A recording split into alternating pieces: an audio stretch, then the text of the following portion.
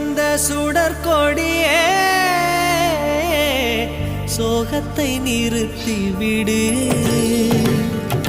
நாளை வரும் மாலை என்று நம்பிக்கை வளர்த்து விடு. நம்பிக்கை வளர்த்து விடு. நம் காதல் ஜோதி கலையும் ஜோதி கலைமகள் மகளே வாவா.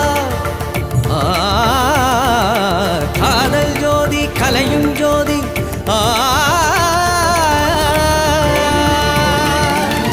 ஜோதி எப்படி ஜோதியை எரிக்கும்